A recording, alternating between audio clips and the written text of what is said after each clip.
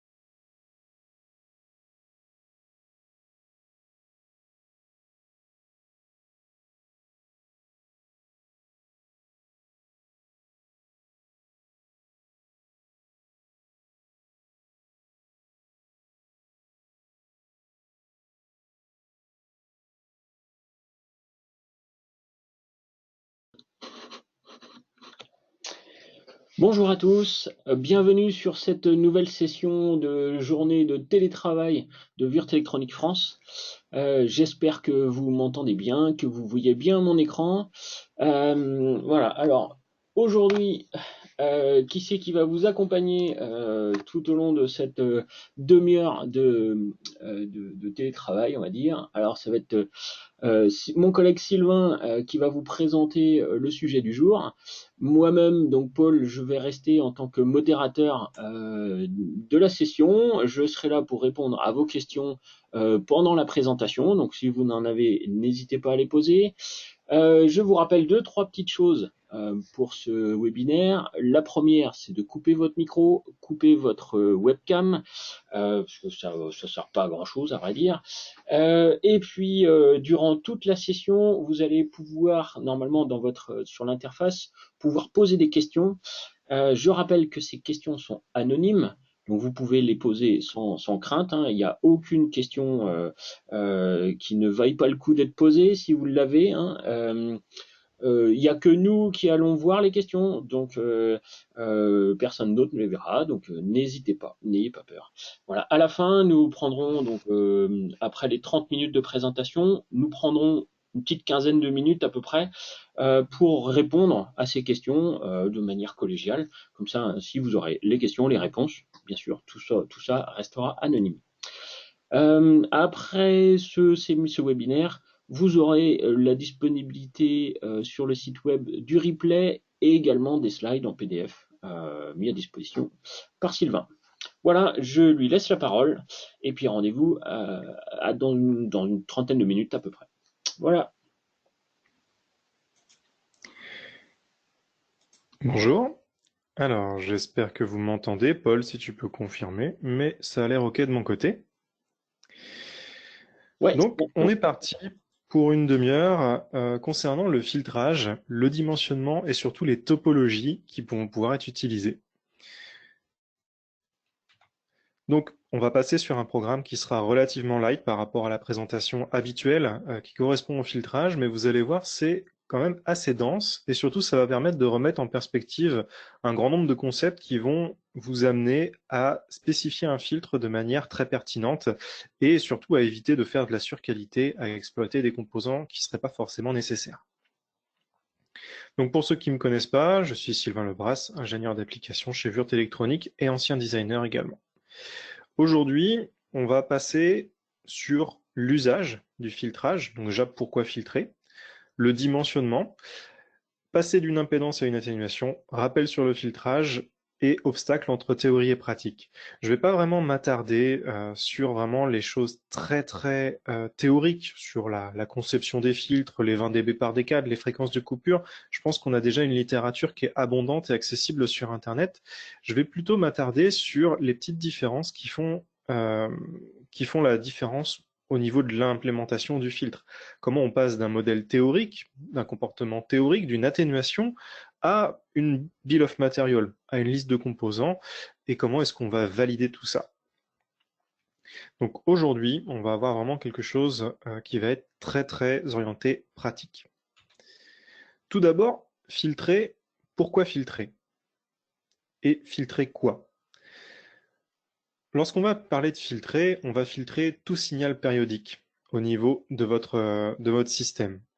Chaque signal périodique va avoir une signature. On va passer d'un signal temporel à gauche à un spectre fréquentiel à droite. Il faut vraiment comprendre que la première chose, c'est d'essayer de faire le parallèle. Lorsque vous êtes au laboratoire CEM, on va vous donner un spectre fréquentiel. Il faut que vous puissiez faire le parallèle entre ce spectre fréquentiel et le signal temporel qui l'a effectivement fait naître dans votre système. N'importe quel dV sur dt, n'importe quelle variation de tension, n'importe quelle variation de courant va amener une certaine signature spectrale. Ensuite, filtrer quoi? Et filtrer de quel côté? Ici, on a un DC-DC simple, on a une entrée, on a une sortie. On a une forme d'onde à l'entrée, plutôt un carré, on a une forme d'onde à la sortie, plutôt une dent de scie. Évidemment, les objectifs pour le filtrage à l'entrée et à la sortie du DC-DC ne vont pas être les mêmes. Filtrer dans quel but? Alors, filtrer à l'entrée, généralement, c'est parce qu'on va mesurer l'entrée de votre système et comparer la signature CEM à un gabarit. Si vous êtes au-dessus de ce gabarit, votre produit va être considéré comme polluant d'un point de vue CEM. Filtrer à la sortie, c'est quelque chose qui est un petit peu plus souvent oublié. Mais par exemple, ici, j'ai pris l'exemple du TS9222. Le TS9222, c'est un amplificateur opérationnel qui pourrait par exemple être utilisé dans le cadre de l'audio. Si vous alimentez ce TS9222 et que vous souhaitez amplifier un signal audio, si vous l'alimentez avec une alimentation de mauvaise qualité, bah là, vous allez vous retrouver avec quand même un bruit, un souffle qui va se reporter jusqu'aux enceintes potentiellement, si vous êtes sur un système audio. Donc de la même manière que si vous achetez un cheval de course, vous n'avez pas envie de le nourrir avec de la farine frelatée à base d'animaux morts, un peu le parallèle peut se faire également au niveau de votre système. Si vous avez besoin de filtrer, vous avez besoin de filtrer à l'entrée pour la compatibilité CEM, vous avez besoin de filtrer à la sortie pour tout simplement l'intégrité du signal, le rapport signal sur bruit. Ici, j'ai pris un exemple dans l'audio, mais on peut transposer cet exemple-là directement sur un exemple avec de la RF, qui sera à beaucoup plus haute fréquence. Mais l'exemple reste le même. Ensuite, pour commencer à designer un filtre, la première chose, c'est de bien le dimensionner. Pour bien le dimensionner, il faut établir un cahier des charges. Votre cahier des charges, j'ai mis les éléments principaux qui vont permettre de le définir. On a l'atténuation, mode commun, mode différentiel. Donc aujourd'hui, on va majoritairement traiter du mode différentiel, pas vraiment du mode commun, puisqu'on aura une approche qui sera moins axée CEM, mais plus axée vraiment filtrage. Ensuite, il va falloir comprendre où votre filtre va s'insérer, c'est-à-dire le système d'impédance. Ensuite, la tension. qui va impacter beaucoup de choses, notamment au niveau du dimensionnement des composants. On imagine bien qu'on ne va pas mettre le même type de composant sur une liaison USB qui va avoir du 5 volts que sur une entrée secteur. Le courant, là aussi, va générer une section de cuivre différente, va générer aussi potentiellement des échauffements et des courants de fuite. Donc, en tant que designer, vous avez dimensionné votre filtre et sur le schéma, vous avez le filtre suivant. Tout va bien, vous attendez une courbe avec une atténuation assez importante, y compris dès les basses fréquences et une fréquence de coupure bien précise. Et lorsque vous implémentez votre filtre, vous apercevez que vous attendiez la courbe en rouge et vous vous retrouvez avec la courbe en vert. Alors, qu'est-ce qu'on regarde exactement? On est en train de regarder la courbe d'atténuation, la courbe de perte d'insertion d'un filtre. Donc, on avait prévu le rouge, on a le vert. Qu'est-ce que ça impacte? On a moins de perte d'insertion. Plus la courbe est haute, moins on a de perte d'insertion. Ici, on va s'apercevoir que ces pertes d'insertion, entre ce qui est attendu et ce qui est obtenu, sont de l'ordre de 5 dB de 1 kHz à 10 kHz et passent même au-delà, aux alentours de 12 dB, au niveau de la fréquence d'une centaine de kHz. Sauf qu'à partir de 100 kHz, c'est généralement là que commence le scan en CEM, et aux alentours de 5 dB, là où vous avez 5 dB, entre 1 kHz et 10 kHz, c'est effectivement l'endroit où vous aviez choisi d'avoir une atténuation suffisamment importante, parce que vous êtes dans un système audio, par exemple. Donc, qu'est-ce qui s'est passé pour avoir cette différence entre ce que vous avez planifié et ce que vous avez effectivement eu? Tout simplement, vous avez mis sous tension votre filtre. En le mettant sous tension, vous avez modifié la valeur effective du condensateur au travers d'un phénomène qu'on appelle le DC bias, le biais en tension au niveau du condensateur. Donc vous voyez ici, on avait du 2 micro 2 25 volts X5R.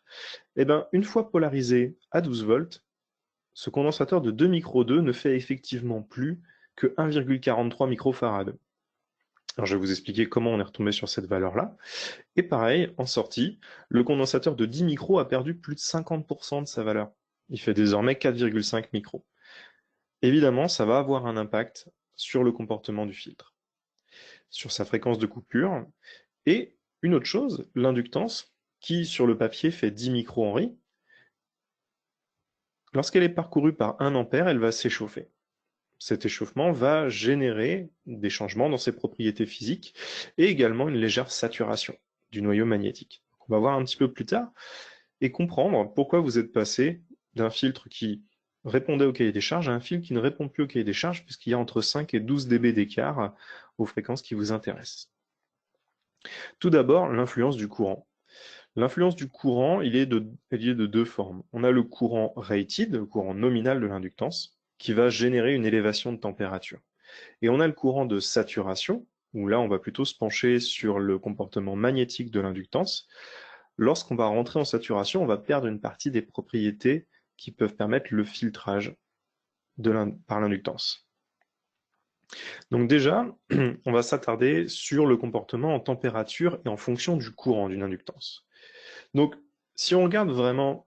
Alors, je vais modifier mon pointeur pour que vous le voyez bien. Si on regarde ici, vous avez une inductance qui est relativement élevée. Plus on va aller haut en température, plus cette inductance va être élevée. Ça, c'est l'inductance autour de 0 courant. Plus on va aller bas en température, plus cette inductance va être faible. Ici, on voit que la variation de valeur d'inductance en fonction de la température est quand même relativement modeste. On va être sur une dizaine de pourcents tout au plus. Par contre, ici, sur cet axe-là, on va voir une très très forte différence, non pas dans la valeur d'inductance, mais dans la valeur d'inductance en fonction du courant qui la parcourt. Ici, le courant de saturation va être quasiment divisé par 2 lorsqu'on va passer de 25 degrés à 150 degrés. Le courant de saturation, qu'est-ce que ça va impacter sur le comportement de l'inductance?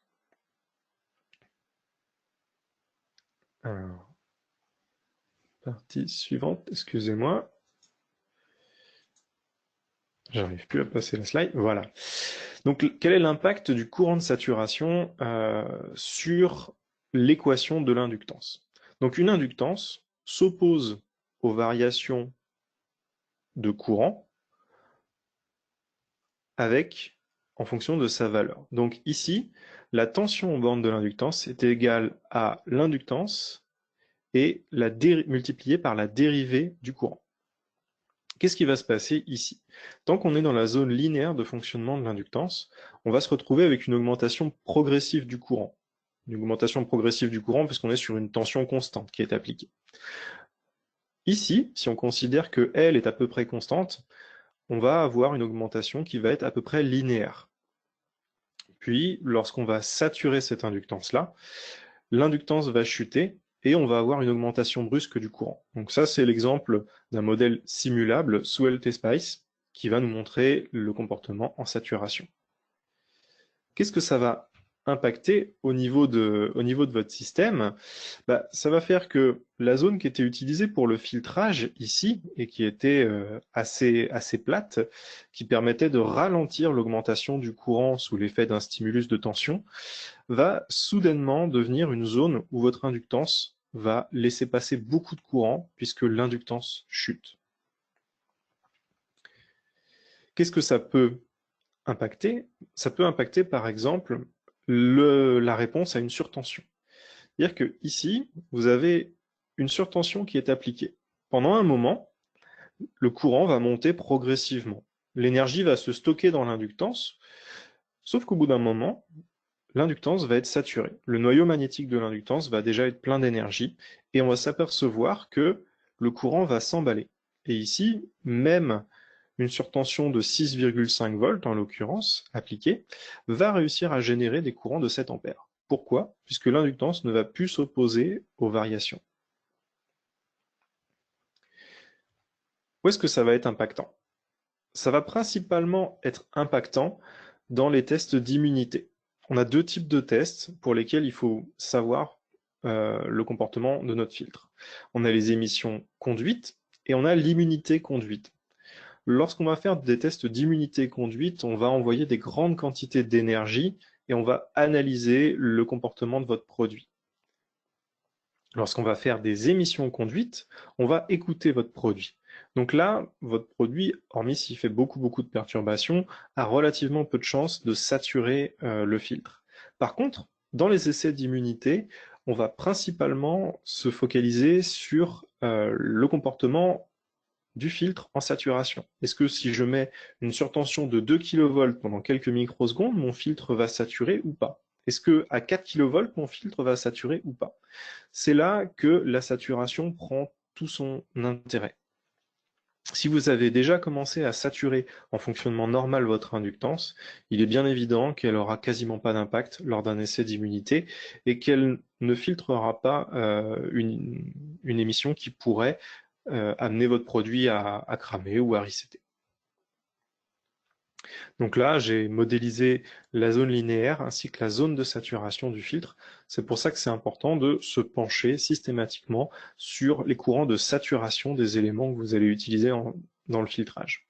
Donc ces courants de saturation sont bien sûr donnés dans la datasheet et ils correspondent au comportement du noyau magnétique. En dessous du courant de saturation, vous pouvez faire l'approximation UL est égal à moins L dI sur dt. Voilà, je vous ai remis une courbe de saturation.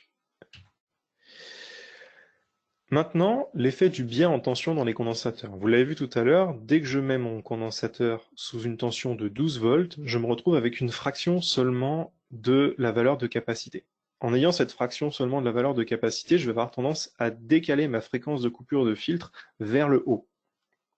Ici, je vous ai mis une capture d'écran de RAID Expert qui vous montre sur une capa 402, 2,2 microfarad, ce qui va se passer lorsqu'on va tout simplement la polariser à 4 volts. Donc là, on la polarise à 4 volts pour une tension rated de 6 volts 3. Et on va se retrouver avec une chute de la valeur capacitive de 61,7%. Donc c'est des cas qui sont un peu extrêmes, mais dès lors qu'on va aller chercher des valeurs capacitives importantes, on va observer ce type de chute de tension, de chute de valeur capacitive en fonction de la tension. Donc c'est extrêmement important, notamment pour les CAPA céramiques.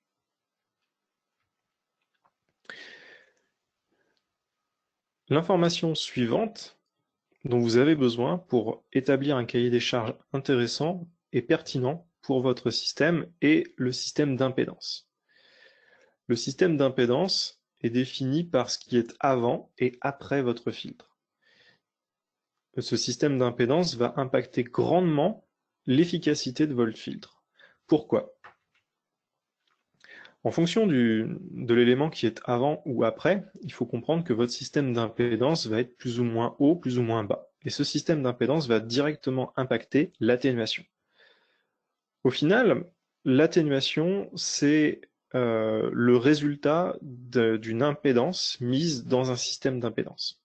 Donc l'atténuation, c'est un rapport d'amplitude, et le système d'impédance et l'impédance de votre filtre, ça va être ce qui va permettre de passer de ce rapport d'amplitude avec au rapport d'amplitude sans filtre, enfin plutôt sans filtre avec filtre. Donc votre système d'impédance, vous imaginez bien qu'il va varier. Là, j'ai pris quelques exemples typiques. Une batterie, par exemple, son impédance, notamment à basse fréquence, est très très basse. Vous imaginez bien que si vous faites un court-circuit entre les deux bornes de la batterie, l'impédance étant extrêmement faible, vous allez avoir un courant qui va circuler, qui va être énorme. Si vous court-circuitez par opposition une antenne, qu'est-ce que c'est? C'est un morceau de fil avec une certaine longueur. Vous imaginez que là, cette impédance, elle est très très élevée. On est sur des mégaohms, des centaines d'ohms. Après, cette impédance va descendre avec la fréquence. Une capa va avoir une impédance qui va être faible. Et a fortiori, plus on va monter en fréquence, plus l'impédance de la capa va être faible. On peut aussi avoir des systèmes qui ont pour rôle de faire des transformés d'impédance, d'entrée et de sortie.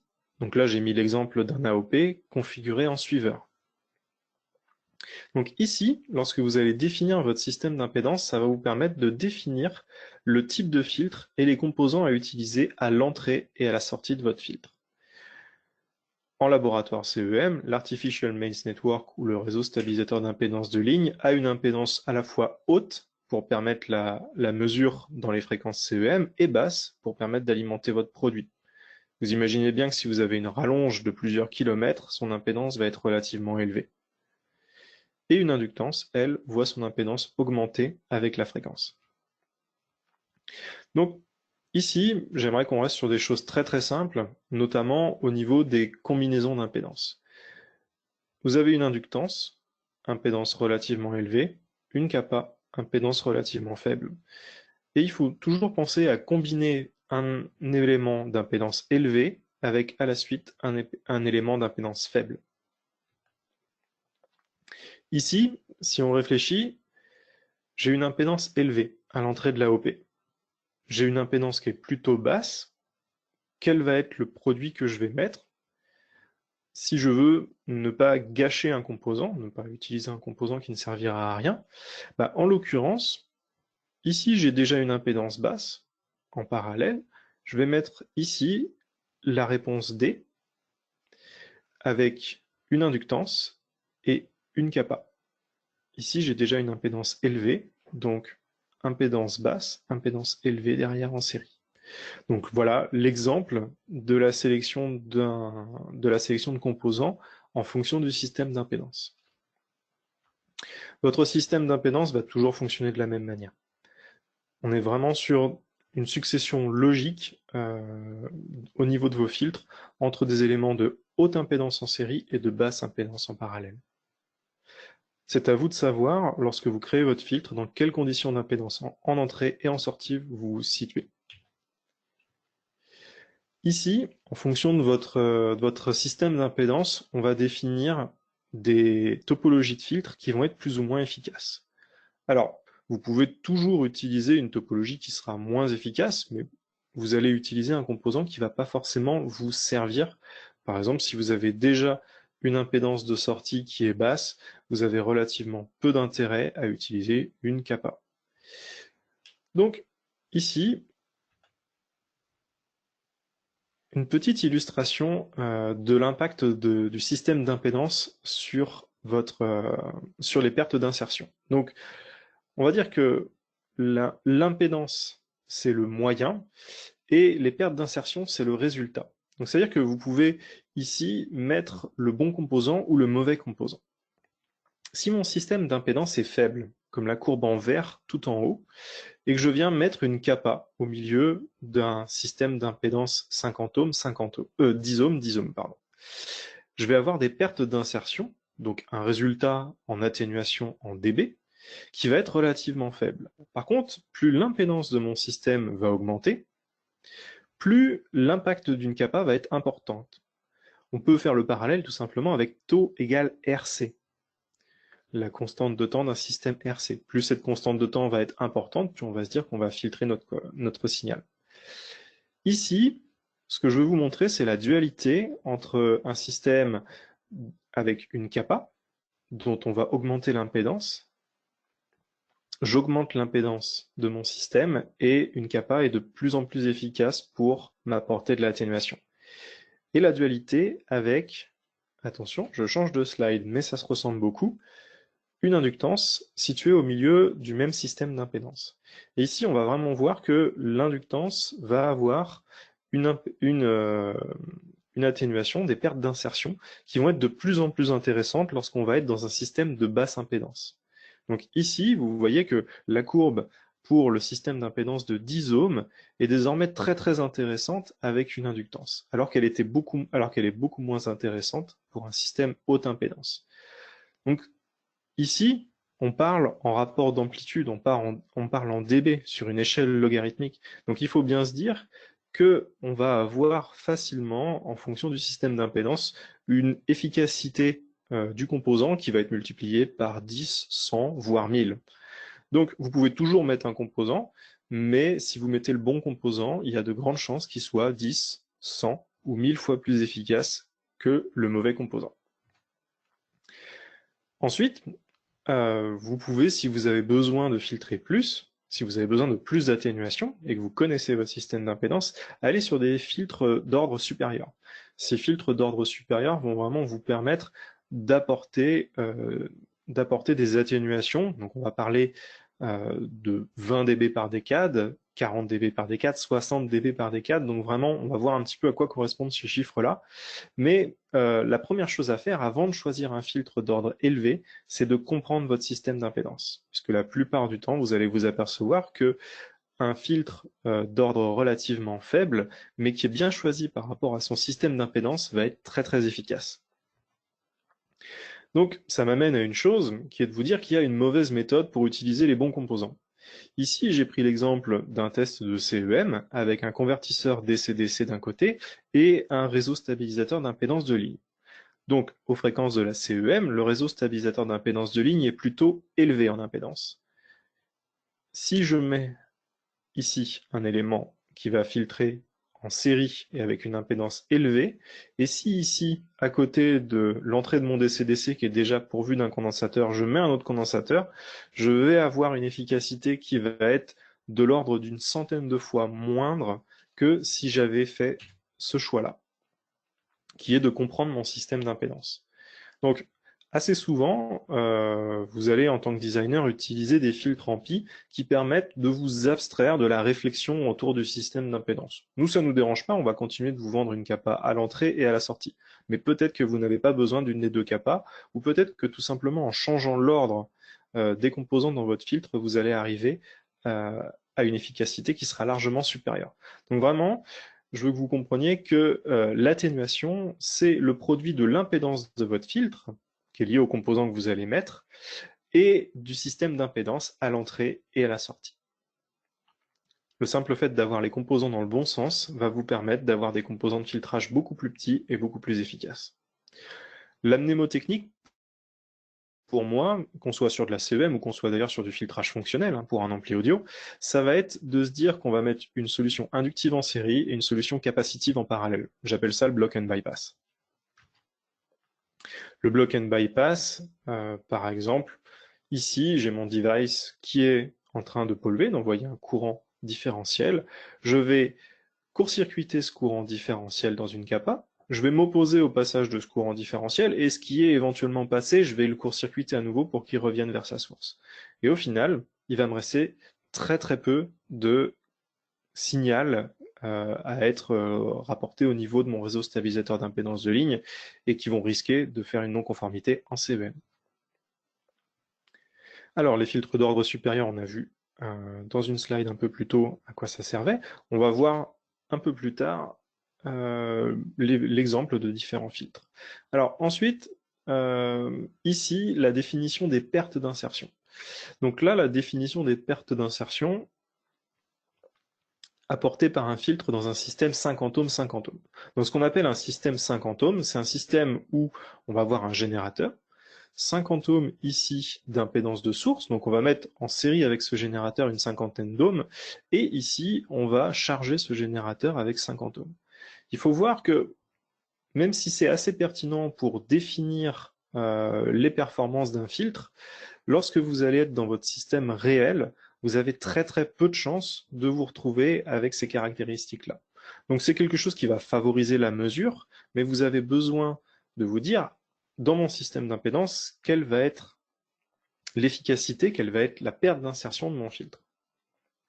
Donc là, je vous laisse chercher un petit peu sur la réponse, mais en l'occurrence, les pertes d'insertion d'un filtre vont être définies ici par la réponse D. Ici, on est sur la tension du générateur divisé par 2. Divisé par 2, pourquoi? Parce qu'on va tester avec et sans le filtre. Alors, je vais essayer de retrouver la slide qui m'intéresse. Alors, simuler un filtre. Je pense que vous connaissez tous LTSpice, donc c'est mon logiciel favori quand il s'agit de faire des simulations.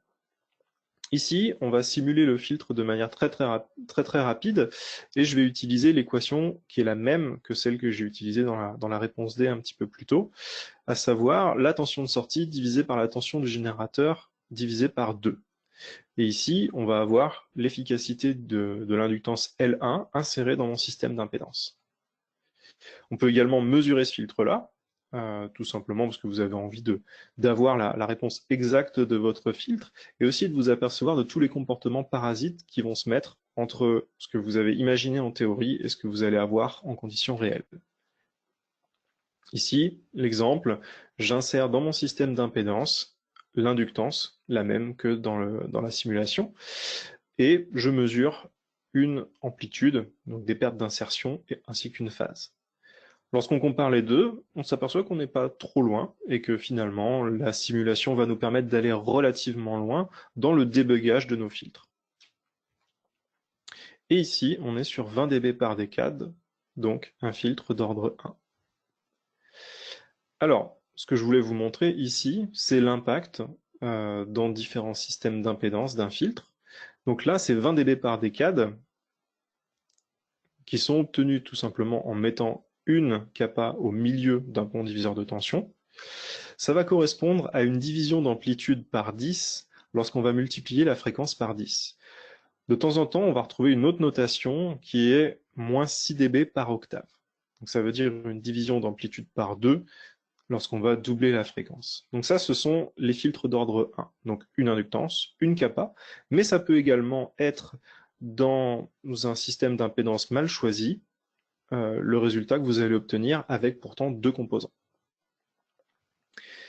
Donc ici, on va passer sur un filtre d'ordre supérieur et je vais ajouter de manière logique une inductance et avec une kappa.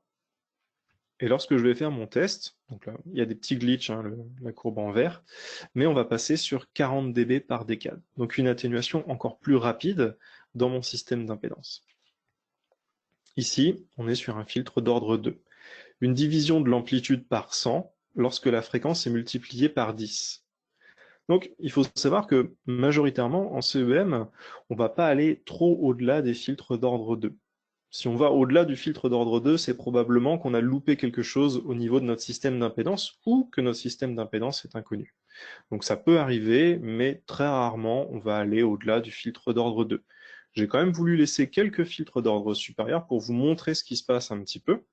Donc là, en l'occurrence, un filtre inductif, capacitif, inductif. On va passer sur 60 dB par décade, donc là on est carrément sur une division d'amplitude par 1000 et une fréquence pour une fréquence qui est multipliée par 10.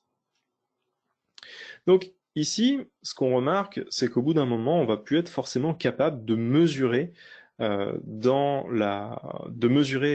sur un filtre réalisé sur une plaquette de prototypage les performances lorsqu'on va aller sur des divisions d'amplitude très très importantes. Tout simplement, on va tomber dans le niveau de bruit de l'équipement. Donc ici, j'ai voulu vous montrer l'implémentation, une capa, une inductance, une capa. Mon signal rentre, passe au travers d'une résistance de 50 ohms ici, passe dans mon filtre et est prélevé ici avant d'être envoyé à un analyseur qui a une impédance d'entrée de 50 ohms. Ce qu'on va observer, c'est une chute brutale du niveau de signal pour tomber très rapidement dans le niveau de bruit ici. Donc là, ce qui est important de comprendre, c'est que voilà, le filtre d'ordre maximum, en général, c'est le filtre d'ordre 2. Vous pouvez utiliser un filtre d'ordre 3, mais généralement, c'est plutôt pour des thématiques d'intégrité du signal, plutôt que des problématiques de CEM. Vous pouvez en avoir aussi. Voilà, je voulais vous montrer ici. Ah, excusez-moi, il manque un morceau. Donc, la réponse usuelle d'un filtre du troisième ordre, mais cette fois-ci, non pas avec une capa en premier, mais une inductance, une capa et une inductance.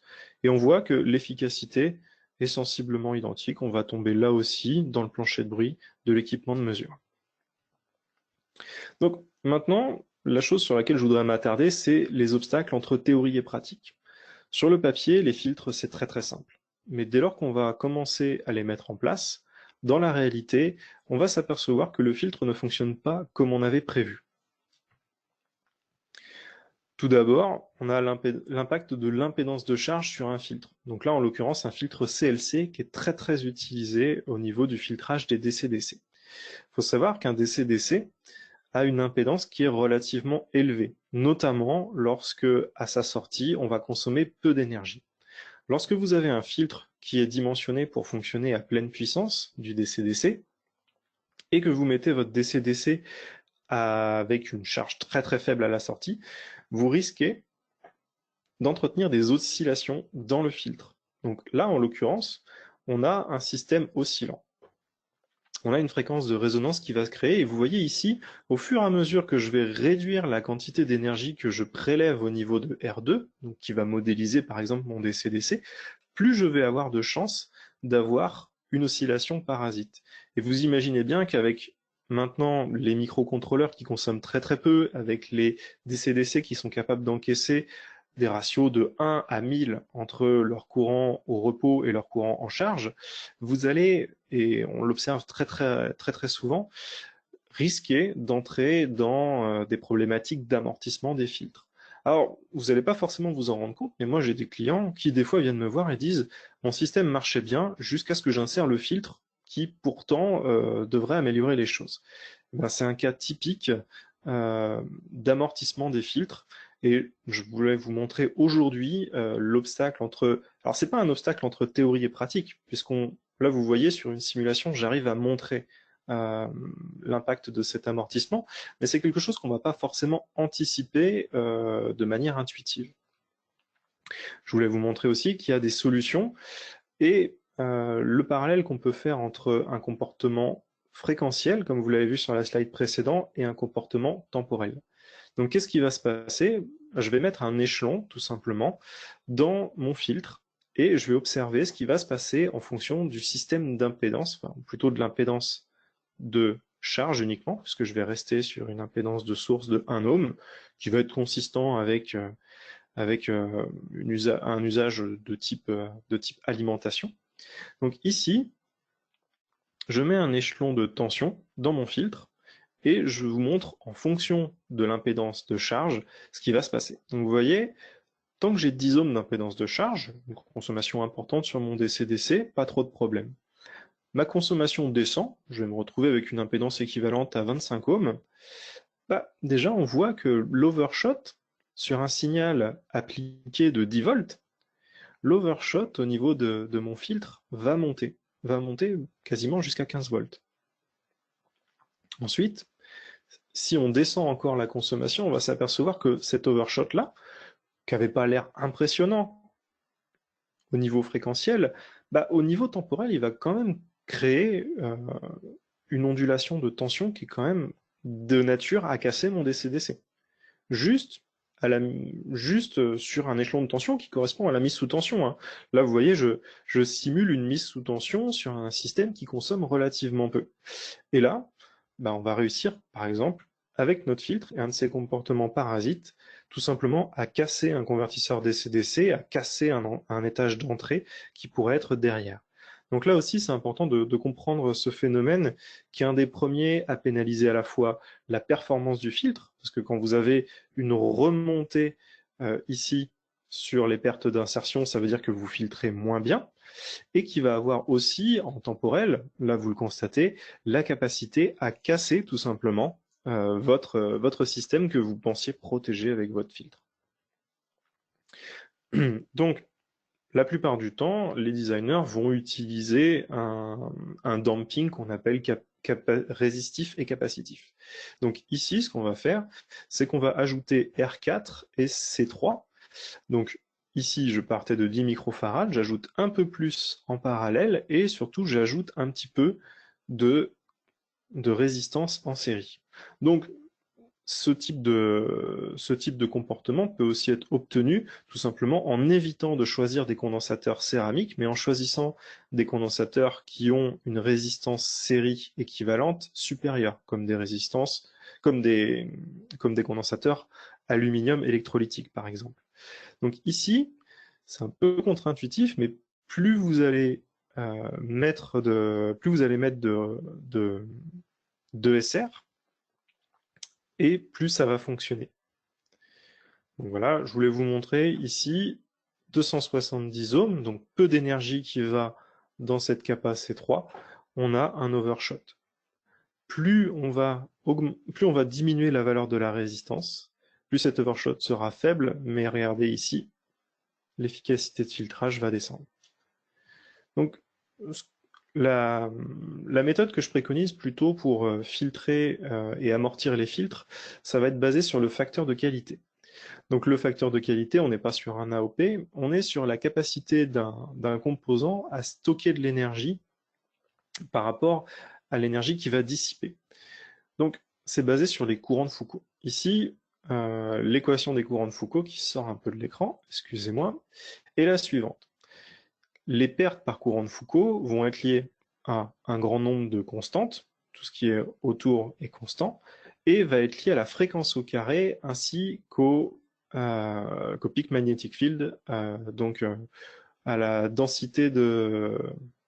Excusez-moi, je suis pas réveillé. Au BSAT, enfin à l'approche du BSAT dans le noyau magnétique au carré. Donc, ce qui veut dire qu'on va avoir des pertes qui vont être fonction de la fréquence au carré. Donc, en bleu, ici, vous avez la capacité du composant à stocker de l'énergie. Et au bout d'un moment, vous avez un deuxième comportement qui correspond aux pertes par courant de Foucault, qui va être la capacité à dissiper de l'énergie. Donc, lorsque vous faites du DC-DC, vous avez un intérêt qui est de stocker un maximum d'énergie. Et lorsque vous faites de la CEM, vous avez un intérêt qui est de dissiper un maximum d'énergie. Vous pouvez bien évidemment utiliser la capacité la valeur inductive d'une inductance pour ralentir un signal et le filtrer, mais vous pouvez aussi utiliser la capacité du matériau, tout simplement, à consommer sous forme de chaleur induite par les courants de Foucault, l'énergie que vous voudriez filtrer en CEM. Ça va aussi avoir un intérêt lorsque vous allez tenter de faire du filtrage, notamment sur des systèmes qui pourraient commencer à osciller. Donc ici, je vous ai tracé le facteur de qualité d'une ferrite. Donc c'est une ferrite pour le filtrage. Et souvent, on me dit, pourquoi utiliser une ferrite plutôt qu'une inductance? Au final, ici, les deux composants se comportent de la même manière. Tout simplement, dans une ferrite, on va cibler un comportement résistif à partir d'une certaine fréquence. Pourquoi on va cibler ce comportement résistif? Pour éviter justement d'avoir toutes ces problématiques avec les oscillations dans les filtres. Ici, je vous ai tracé la différence entre une ferrite et une inductance. Donc toutes les deux ont le même facteur de forme, toutes les deux ont sensiblement la même valeur inductive, sauf que l'une va exploiter un matériau ferromagnétique, l'autre ne va pas exploiter de matériau ferromagnétique, mais va utiliser un cœur en céramique avec une perméabilité magnétique faible, proche de l'air. Et ici, on va définir le facteur de qualité comme la quantité d'énergie stockée divisée par la quantité de perte, à la fois la résistance DC et la résistance AC, qui va être constituée principalement des pertes par courant de Foucault. Donc ici, en fonction de la fréquence, on va avoir une ferrite qui va être très très efficace pour stocker de l'énergie. Donc ici, on va stocker de l'énergie, stocker de l'énergie, stocker de l'énergie. On va au final stocker 40 fois plus d'énergie qu'on ne va en dissiper à une fréquence aux alentours de 20 MHz. Et au-delà de cette fréquence, qu'est-ce qui va se passer? On va commencer à dissiper l'énergie sous forme de perte par courant de Foucault. Si on prend l'inductance, ici on voit qu'on stocke relativement peu d'énergie par rapport à ce qu'on perd. C'est lié à la prédominance du RDC par rapport à la valeur inductive. Et lorsqu'on va augmenter en fréquence, cette inductance-là va être capable de stocker de plus en plus d'énergie par rapport à ce qu'elle perd. Donc l'une va être destinée à consommer du signal à partir d'une trentaine de MHz, l'autre va être destiné plutôt à l'intégrité du signal, à l'intégrité, à l'efficacité d'un étage RF jusqu'à une fréquence élevée, donc là en l'occurrence jusqu'à 1 ou 2 ou 3 GHz par exemple. Qu'est-ce que ça va changer sur un étage de filtrage? Tout. Tout simplement, ici j'ai tracé deux courbes, la courbe pour une ferrite et la courbe pour une inductance. Si je fais le même filtre, avec les mêmes valeurs de kappa en entrée, les mêmes valeurs de charge en sortie, les mêmes valeurs de source en entrée, je vais ici avoir ma ferrite et ici avoir mon inductance. Qu'est-ce qui va se passer? La ferrite ne va quasiment pas avoir de résonance parasite, ou tout du moins une valeur largement inférieure à ce que vous pourriez avoir sur une inductance standard. Donc c'est là l'intérêt de comprendre un petit peu le facteur de qualité en fonction de la fréquence notamment. Le deuxième obstacle entre la théorie et la pratique sur les filtres, ça va être la SRF. Donc la SRF, c'est lié, par exemple sur une inductance, à la capacité parasite qui va se créer entre l'entrée et la sortie. Ici, on teste les pertes d'insertion d'une inductance. Donc ces pertes d'insertion permettent d'avoir une atténuation, jusqu'à ce qu'on arrive à une fréquence qui va correspondre à la fréquence de résonance propre, la SRF, Self-Resonant Frequency. Au-delà de cette SRF, mon inductance va avoir de moins en moins d'atténuation, de perte d'insertion. Pourquoi? Tout simplement parce que capacitivement, le signal va préférer, plutôt que d'être filtré par l'inductance, sauter de l'entrée à la sortie. Et on a le même phénomène sur les condensateurs. Sur un condensateur, par exemple, ici, au-delà de la SRF, on va avoir une zone où la valeur inductive parasite est prédominante, et l'impédance de mon condensateur, qui jusque-là bypassait bien mes parasites, va augmenter. Et du coup, la capacité de mon condensateur à bypasser ces parasites va être de plus en plus faible. Donc ici, vous voyez que l'ESR définit un plancher, ici. La valeur capacitive définit cette zone-là, et la valeur inductive, qui augmente, elle, avec la pulsation, et donc la fréquence, définit cette zone-là.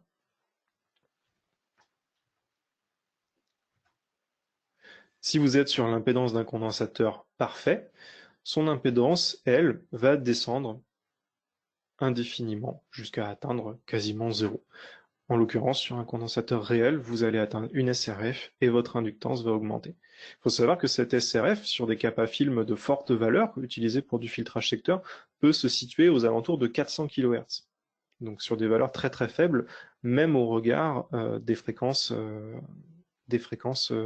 usuelles pour les perturbations conduites. Ah, je vois que j'ai largement dépassé le temps, excusez-moi. Donc, on va aller assez rapidement. Donc, vous pouvez identifier les paramètres d'ESL au moyen du logiciel RedExpert.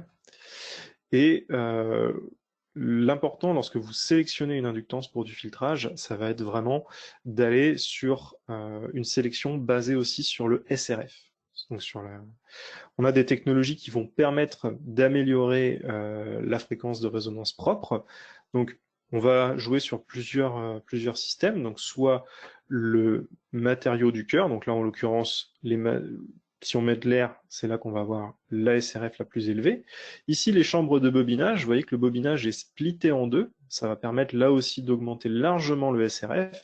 Et tout simplement ici, vu qu'on cherche à réduire la capacité parasite entre l'entrée et la sortie, ici, on va mettre l'entrée et la sortie le plus loin possible de l'autre en utilisant toute la longueur du composant. Et ça va donner des inductances, par exemple, qui sont très efficaces pour le filtrage aux alentours des fréquences de la FM, par exemple, si on est sur l'automobile.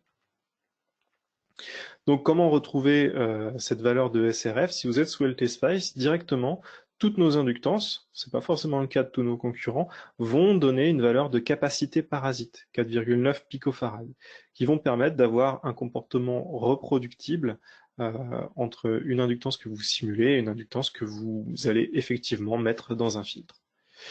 Dernière chose, je voulais vous parler du couplage parasite. Donc là, j'ai pris un des filtres tout à l'heure, inductance, kappa, inductance, et j'ai mis mes deux inductances non blindées le plus loin possible l'une de l'autre.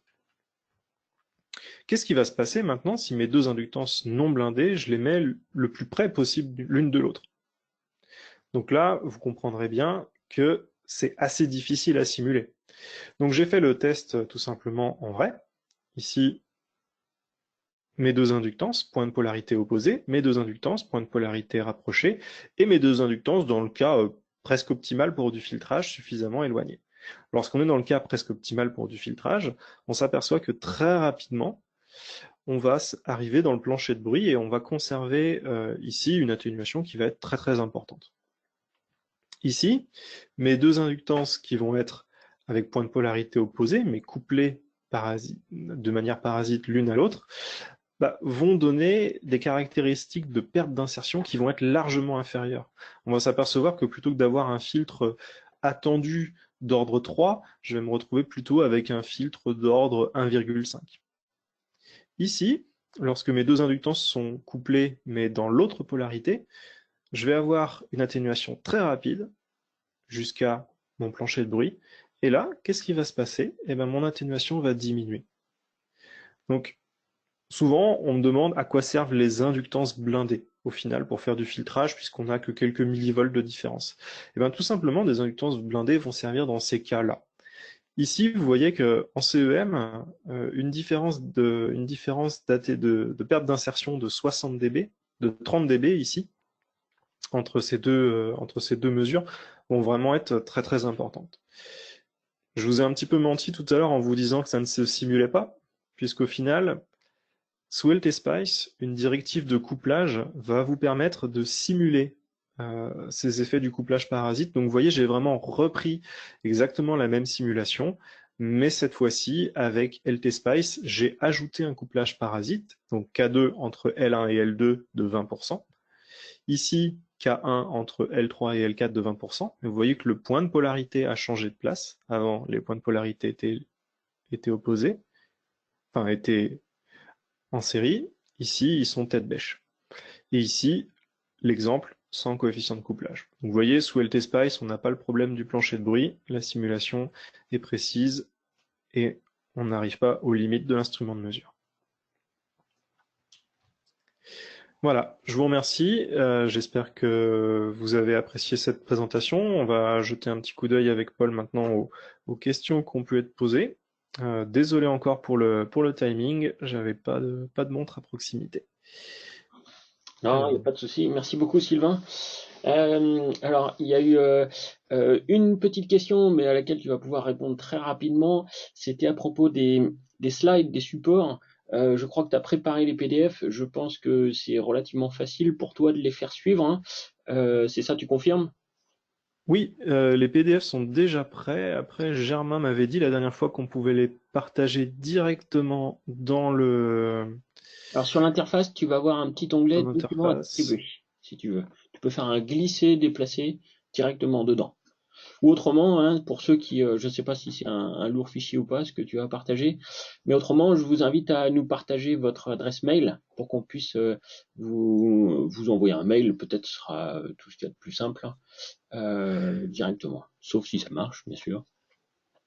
Voilà. Alors, ouais, je pense qu'on le mettra de toute façon en lien de téléchargement, mais je ne trouve pas malheureusement l'onglet documents à distribuer. Donc voilà, le fichier fait 7 mégas. Ouais. Donc n'hésitez pas, je pourrais vous fournir le fichier. Laissez-nous votre adresse mail, encore une fois, c'est anonyme et confidentiel, il n'y a que nous qui voyons votre adresse.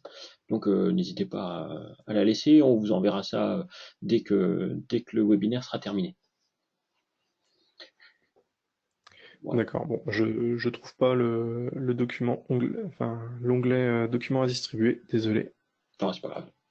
Autrement, il y avait une autre petite question donc sur je dirais par rapport à tous les sujets de filtrage qu'on peut aborder chez Würth Electronic. Est-ce qu'il existe un livre comme une trilogie qui parle explicitement du filtrage? Alors non, il n'y a pas de livre qui traite de ce sujet uniquement.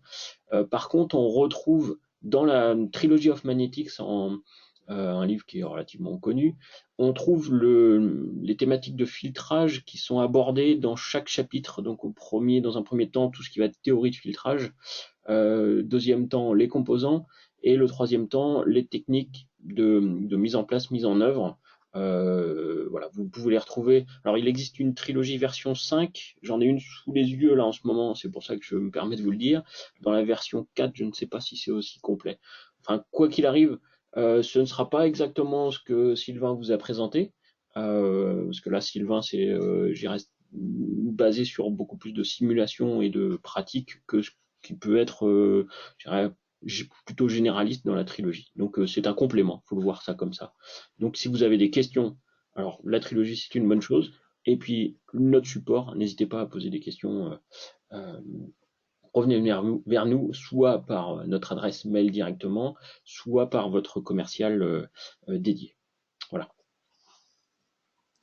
Ouais. Et n'hésitez pas si vous avez des problématiques, qu'elles soient de l'ordre de l'intégrité du signal, du filtrage ou de la CEM, on peut faire ensemble des design reviews, on peut se pencher sur des problématiques de filtrage précises que vous avez. Voilà, ça fait partie des services qu'on propose et on l'a récemment proposé à un grand nombre de nos clients et ça permet vraiment de remettre un petit peu en perspective des choses que vous faites d'expérience depuis des années et que vous pourriez par exemple optimiser au niveau de la sélection des composants. On parlait tout à l'heure de sélectionner des composants avec un facteur de qualité approprié. Donc voilà, n'hésitez pas à nous poser des questions sur la sélection des composants et l'optimisation de vos topologies de filtres. Voilà, donc on a reçu quelques adresses mail, hein, je les note et puis on vous enverra le PDF dès qu'on aura fini.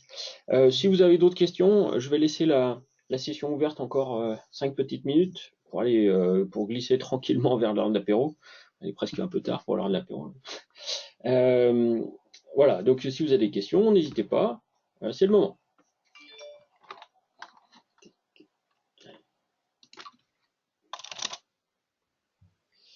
Hop, merci.